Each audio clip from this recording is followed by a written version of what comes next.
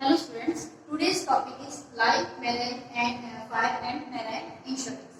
इस चैप्टर को स्टडी करने के बाद हम लोग जो है ये जो फर्दर टॉपिक्स हैं इनको हम लोग इससे वाकिफ हो जाएंगे। सबसे पहले meaning of life insurance, objectives of life insurance, principles of life insurance, types of life insurance policies. उसके बाद मीनिंग ऑफ फायर इंश्योरेंस भी पढ़ेंगे, nature of fire insurance, types, meaning of marine insurance, इसका subject matter of marine insurance, principles of marine insurance and difference between life and general insurance। ये सारे ही topic जो है हम लोग इस चैप्टर में कवर करेंगे। सबसे पहले हमारे पास first of all life insurance. Life insurance क्या होता है? तो life insurance is more important than any other kind of insurance. कोई भी अन्य कोई इंश्योरेंस है उसमें से सबसे ज्यादा जो इम्पोर्टेंट होती है वो life insurance. With the help of life insurance, person can easily reduce the risk arising due to some certain mishap। मतलब कोई भी व्यक्ति के साथ मिसहैपनिंग होती है तो उस मिसहैपनिंग को कवर अप करने के लिए जो है लोग लाइफ इंश्योरेंस जो वो करवाता है कोई भी व्यक्ति।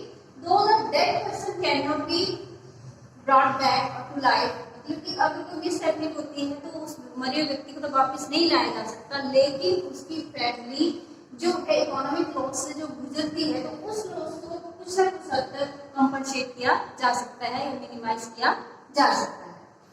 Meaning of life insurance, under life insurance the insured pays some fixed instalments in the form of premium to the insurer. जिस व्यक्ति ने इंश्योरेंस कराई होती है, इंश्योर्ड बोलते हैं उसको, वो किसी न किसी मतलब फिक्स्ड जो इंस्टॉलमेंट वो है प्रीमियम की फॉर्म में उसको इंश्योरर को पे करता है। In exchange of this premium, इस प्रीमियम के बदले में the insurer promises to pay a certain amount either। Insurer क्या करता है, एक certain amount पे करता है either the expiry of fixed period, या तो जो उसका पीरियड होता है फिक्स होता है उसके एक्सपायरी के बाद, और at the death of the insured, या फिर उस व्यक्ति की जिस व्यक्ति ने इंश्योरेंस कराई थी उसकी डेथ के बाद, whichever is early, दोनों में से जो भी पहले हो जाए। Life insurance involves both the protection and investment. Life insurance जो है दोनों ही चीजों को इन्वॉल्व करती है, प्रोटेक्शन भी देती है और एक इन्वेस्टमेंट के रूप में भी ये कार्य करती है। Receiving the sum assured at the expiry of the certain period is the investment element. लेकिन एक सर्टेन पीरियड के बाद जो व्यक्ति को जो पैसा रिटर्न हो रहा है तो उसको हम लोग एक इन्वेस्टमेंट एलिमेंट के रूप में भी जान सकते हैं। India the life insurance is handled mainly by the life insurance companies LIC. LIC के द्वारा जो है इंडिया में इंश्योरेंस लाइफ इंश्योरेंस को हैंडल किया जाता है। Next definitions of life insurance. तो लाइफ इंश्योरेंस की डेफिनेशंस दी हुई है, जैसे according to section 212 of the life insurance act, इसका भी एक एक्ट है, तो उस एक्ट के सेक्शन 212 के अकॉर्डिंगली लाइफ इंश्योरेंस क्या है? By life insurance business we mean the business which perform the insurance of human life. मतलब कि बोल रहे हैं कि लाइफ इंश्योरेंस बिजनेस में क्या है? वी मीन द बिजनेस, एक ऐसा बिजनेस जो कि इंश्योरेंस कराता है human life. Life insurance involves both protection and investment. मतलब कि लाइफ इंश्योरेंस जो है उसमें प्रोटेक्शन भी होती है और एक इन्वेस्टमेंट भी होती है, और इसी चीज को हम लोग और क्या बोल सकते हैं? Objective of life insurance. मतलब कि इसका उद्देश्य क्या है, लाइफ इंश्योरेंस का उद्देश्य क्या है? Life insurance involves both protection and investment. जैसा कि पहले बताया गया है कि लाइफ इंश्योरेंस जो है वो प्रोटेक्ट भी करता है किसी व्यक्ति को, और उस व्यक्ति के इन्वेस्टमेंट के रूप में भी उस कैपिटल या उस मनी को रखता है। The same can be considered as its main objective. इसी चीजों को इसके मेन ऑब्जेक्टिव्स के रूप में भी कंसीडर किया जा सकता है। Whenever any person takes a life insurance policy, जब भी कोई व्यक्ति लाइफ इंश्योरेंस पॉलिसी लेता है, he tries to achieve two objectives। वो दो उद्देश्यों को अचीव करने की प्राप्त करने की कोशिश करता है। नंबर 1 है प्रोटेक्शन और नंबर 2 है investment. Hence, life insurance has two main objective। तो इसके जो है दो मेन ऑब्जेक्टिव क्या क्या है? प्रोटेक्शन ऑब्जेक्टिव और दूसरा है इन्वेस्टमेंट ऑब्जेक्टिव। तो प्रोटेक्शन ऑब्जेक्टिव में क्या बोल रहा है? The main objective of life insurance और any other type of insurance is to provide protection. किसी भी लाइफ इंश्योरेंस की बात ही नहीं हो रही, किसी भी तरह के इंश्योरेंस में जो मेन क्या होता है? प्रोटेक्शन को प्रोवाइड करवाना। If any member of the family, specially the bread earner, मतलब जो रोजी रोटी में जो अपने घर को चलाता है, और दैट फैमिली डाइज, अगर वो व्यक्ति डाई खत्म हो जाए, the family has to face a lot of problem, तो उसकी फैमिली को बहुत सारी प्रॉब्लम्स को फेस करना पड़ता है। तो it is impossible to bring back person to life, yet to, मतलब कि ये तो मुमकिन नहीं है कि उस व्यक्ति को वापस लाया जा सके, लेकिन yet the economic loss arising out of his death, परंतु क्या होता है कि अगर उसकी डेथ से कोई इकोनॉमिक लॉस, आर्थिक हमारे को हानि हो रही है, आती है, तो उसकी can be minimise with the help of the life insurance. उस इकोनॉमिक लॉस को हम लोग लाइफ इंश्योरेंस के अकॉर्डिंगली उसको खत्म कर सकते हैं। After the death of insured की डेथ के बाद कहते हैं his family receive the some insured which they can pass the rest of their life comfortably. तो वो जो अमाउंट होता है वो इंश्योर्ड के जो उसके ऊपर डिपेंडेंट होते हैं उन लोगों को मिलता है, और वो अपनी लाइफ को जो कंफर्टेबली आराम से उसमें चला सकते हैं। Keeping in view that their family don't face any problem after their death. इसी पॉइंट ऑफ व्यू को अपने माइंड में रखते हुए कोई भी व्यक्ति जो है फैमिली में ब्रेड अर्नर जो है वो अपनी लाइफ इंश्योरेंस करवाता है। People take the life insurance policy, ठीक है। इसी पॉइंट ऑफ व्यू को ध्यान में रखते हुए जो लोग हैं वो अपनी लाइफ इंश्योरेंस जो वो करवाते हैं। सेकेंड है इन्वेस्टमेंट ऑब्जेक्टिव। अब इन्वेस्टमेंट ऑब्जेक्टिव के मतलब कैसे काम करता है, life insurance not only provides protection, life insurance जो सिर्फ प्रोटेक्शन ही प्रोवाइड नहीं करवाता है, बल्कि फ्रॉम द फ्यूचर रिस्क, जो भविष्य में कोई खतरा है, रिस्क है, उससे क्या है कोई लाइफ इंश्योरेंस उसको प्रोटेक्ट ही नहीं करवाता है, बल्कि but it is also a good medium of investment. ये जो है एक इन्वेस्टमेंट का भी एक अच्छा मीडियम है फॉर द पीपल, लोगों के लिए। The insured invest small amounts in the form of premium. जो इंश्योर्ड है वो इन्वेस्ट करता है स्मॉल अमाउंट जो है इन the form of premium. Premium के रूप में वो छोटी छोटी इन्वेस्टमेंट को अपनी को जमा करवाता रहता है विद द इंश्योरेंस कंपनी के पास। If the insured dies before the date of maturity of policy, अगर इंश्योर्ड व्यक्ति जो है डेट ऑफ पॉलिसी मैच्योरिटी के पहले खत्म हो जाता है, भगवान न करे मतलब, तो क्या होता है, then the nominee of the deceased gets much more amount than the actually invested। तो जो उसका नॉमिनी होता है वो ज्यादा, जितना उसका मतलब उसने इंश्योर नहीं कराया है उससे ज्यादा उसको अमाउंट जो वापस मिलता है, ठीक है। For example, a person takes a life insurance policy. Its maturity period is 10 years. 10 सालों के लिए इस व्यक्ति ने इंश्योरेंस पॉलिसी ली है। The annual premium for this policy is 4,000। जो annual premium है इस पॉलिसी के लिए वो 4,000 है, महीने का 4,000 है। While the sum assured is 50,000। जबकि जो sum assured है पूरे की पॉलिसी कितनी है वो 50,000 की है। After paying the premium for 4 years, अगर by chance वो 4 सालों तक प्रीमियम देता है तब इंश्योर्ड डाइज और 4 साल तक खत्म हो जाता है। After his death the total amount payable to his nominee, तो उसके नॉमिनी को जो है टोटल अमाउंट जो वो पे करना पड़ेगा, वो टोटल अमाउंट कितना होगा हमारा 50,000। लेकिन उसे प्रीमियम कितने साल दिए, 4 साल, और पर एनम उसकी क्या थी 4,000, मतलब कि 4 साल उसने 4 भरा तो उसका बना 16,000 बना, और उसको वापस कितना मिल रहा है 50,000 प्लस बोनस, ठीक है। When he had paid only 16,000 till his death as premium, मतलब उसकी डेथ 4 साल के बाद होगी, तो डेथ के टाइम तक उसने सिर्फ 16,000 ही कंपनी को पे किया था प्रीमियम के रूप में, और उसको वापस कितना मिला 50,000 plus bonus. On the other hand, if the insured lives को अगर मतलब इंश्योर जो है जिसने इंश्योरेंस कराई, इंश्योरर जो है उसने 10 साल तक वो जीता है, then the total amount payable him by the insurance company will 50,000 plus bonus, which will be around 70% of sum insured 35,000। 50 plus 35% जो उसको 35,000 जो उसको वापस मिलेगा अगर वो 10 years तक सर्वाइव कर जाता है, ठीक है। इन दिस मैनर इस तरीके से क्या था, the total amount received the insured will be ₹85,000 approximately, that while he had paid only 40,000 as premium। उसने सिर्फ 40,000 प्रीमियम भरा है, लेकिन उसको वापस कितना मिल रहा है 85,000। तो इस एग्जाम्पल से ये भी पता लगता है कि जो लाइफ इंश्योरेंस है वो एक इन्वेस्टमेंट के रूप में भी काम करती है। नेक्स्ट है principles of life insurance. Principles क्या क्या है, इसके सिद्धांत क्या क्या है, मतलब following are the two main principles of life insurance. दो जो है इसके मेन जो है प्रिंसिपल्स है लाइफ इंश्योरेंस के। नंबर 1 है हमारा principle of the utmost good faith, एक अच्छी तरह से मतलब एक दूसरे के ऊपर विश्वास करना, ठीक है। This principle means that insured and insurer must not hide any fact. जो इंश्योर्ड एंड इंश्योरर है उनको कोई भी फैक्ट अपना हाइड छुपाना नहीं है, और and information related to insurance contract from each other. कोई भी इंश्योरेंस कॉन्ट्रैक्ट की जो इंफॉर्मेशन है तो वो एक दूसरे से छुपानी नहीं है। This principle has been explained in detail in previous chapter. इस हम प्रिंसिपल को पहले ही हम लोग पढ़ चुके हैं। प्रिंसिपल ऑफ नेक्स्ट है इसका सिद्धांत जो है, प्रिंसिपल जो है वो है principle of insurable interest. According to this principle, इस प्रिंसिपल के अकॉर्डिंगली क्या है, the person who is taking life insurance policy, जो व्यक्ति लाइफ इंश्योरेंस पॉलिसी ले रहा है, should have insurable interest in the life of person. उसको अपनी लाइफ में इंटरेस्ट भी होनी चाहिए, दिलचस्पी भी होनी चाहिए।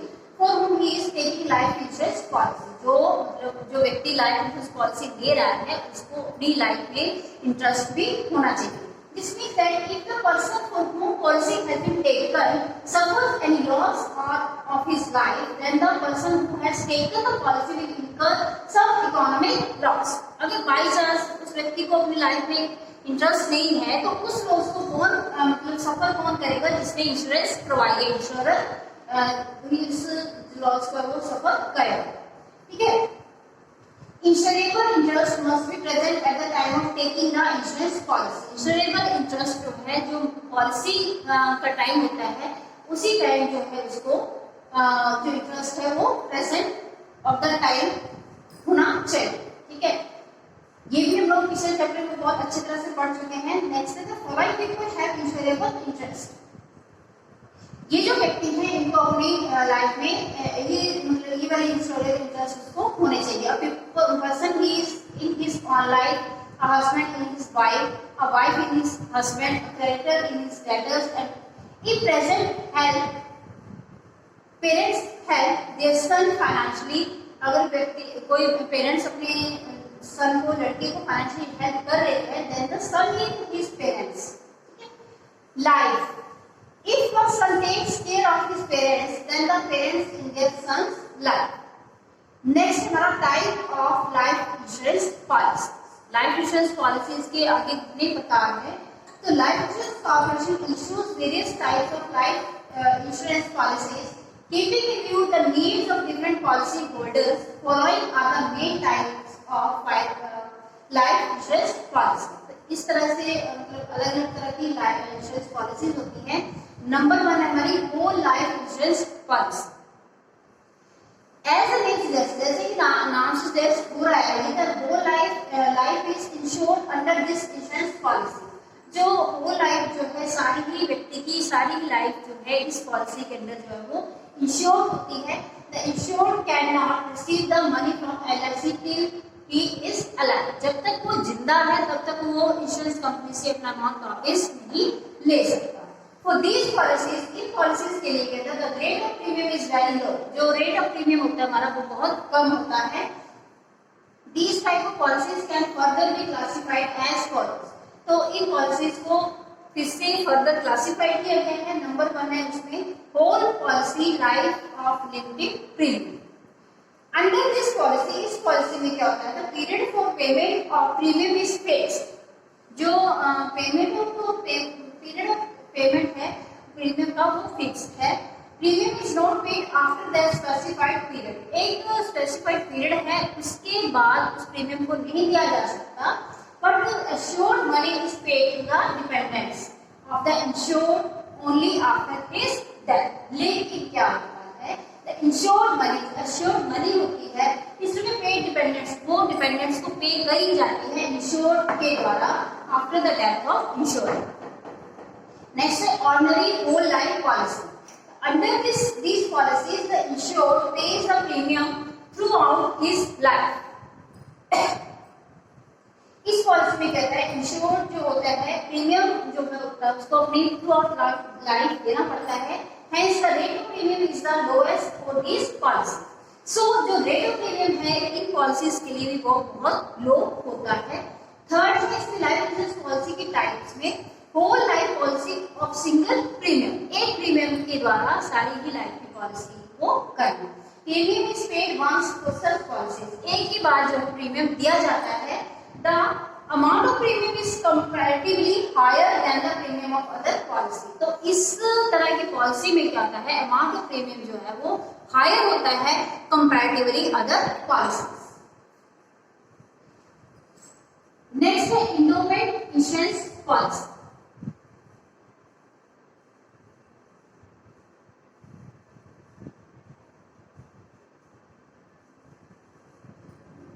This is the most popular type of life insurance policy. ये भी लाइफ इंश्योरेंस की पॉलिसी की बहुत पॉपुलर टाइप है. अंडर दिस पॉलिसी, इस पॉलिसी के अंदर क्या होता है, insurance is taken for a specified period. ये जो इंश्योरेंस है एक स्पेसिफाइड पीरियड के लिए दी जाती है. Either on the death of insured, his dependents और on the expiry of the specified period. मतलब कि वही बात है कि डेथ ऑफ द इंश्योर्ड और expiry of the period whichever is earlier.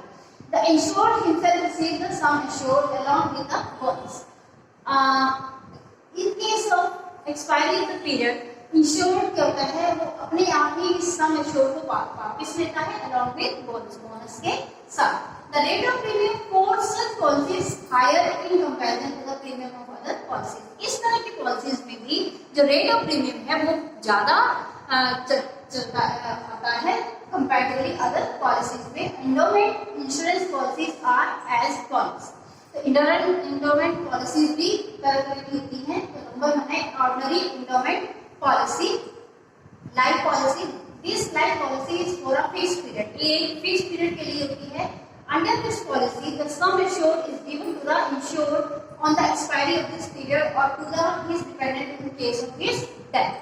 वही बात है कि इसमें भी या तो जो इंश्योर होता है उसकी डेथ के बाद या फिर जो पॉलिसी का टाइम पीरियड है वो खत्म हो जाए उसके बाद जो है वो पैसा जो वो वापस किया जाता है इसको इंश्योर के dependents.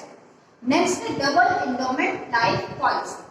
Double endowment life policy में क्या होगा, under this policy in case of death of the insured, his dependents gets the life assured mentioned in the insurance policy. इस तरह की पॉलिसी में क्या होगा कि in case of death the insured, अगर insured की डेथ हो जाती है, his dependents gets the sum assured mentioned in the insurance policy. तो उसके डिपेंडेंट जो होते हैं जो उस पॉलिसी में सम assured मतलब कि जो पैसा शो किया गया है उसको प्राप्त कर सकते हैं. पर if the insured lives up to the expiry of the term of policy, अगर टर्म ऑफ पॉलिसी अगर पॉलिसी की एक्सपायरी डेट के बाद भी वो जो इंश्योरर है वो इंश्योर्ड है वो जिंदा रहता है, लाइफ करता है then he receives double the amount of the policy. तो उसको उस पॉलिसी का डबल अमाउंट जो है वो मिलेगा. इसके नाम से ही चीज पता चलती है. This policy is named after this condition. Next है deferred endowment life policy. The payment of life insured under this policy is made only after a specified time, irrespective of the death of the insured. That whichever is life or died is not related to the payment of sum assured.